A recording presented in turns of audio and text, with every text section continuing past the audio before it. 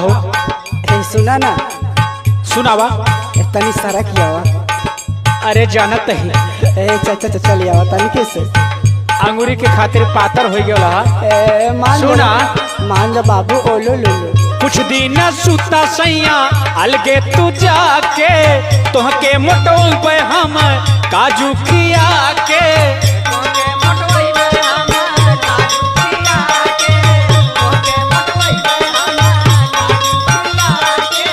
कुछ दिन सुता सैया अलगे तू जाके तोहके मोटोल पे हम काजू खिया के लगे सुत का बहुते के आतर वाला माजी नाही तो हो जाई बापा तर वाला माजी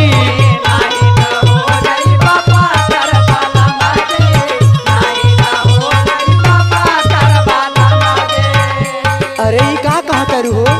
हाँ हाँ सुना। आ जाना तन किसे सुना सजिया पे सैया रोज आवेला चोरी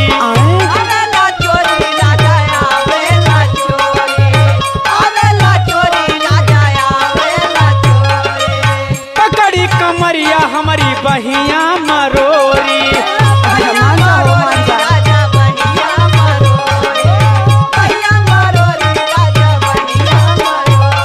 तोहार जौन गलवा बा गलवा बा तोहरो लाल टमाटर वाला माजी नाही तो हो जाई बापा तर वाला माजी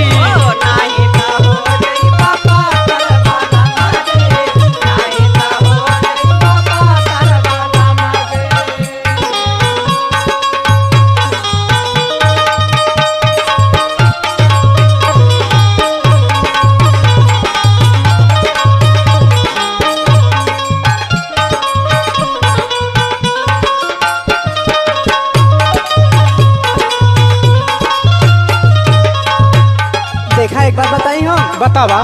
अरे हम प्रोटीन पाउडर पी ले पगली बसते आज बाबू आजा हम जानत ही। सुना मधुकर सैया नाही करा मन मर्जी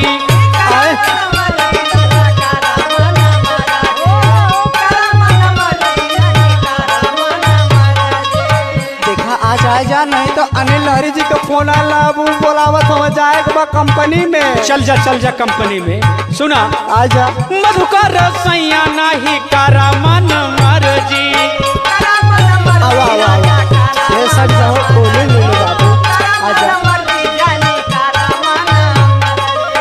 नहीं तो हो जाई तोहके ये लर्जी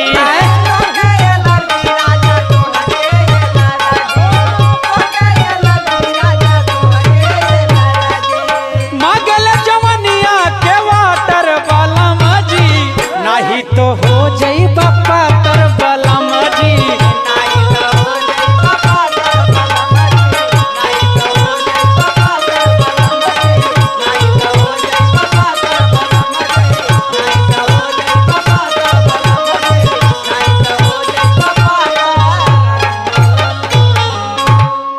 फिल्टर का पानी पीते हैं पगली।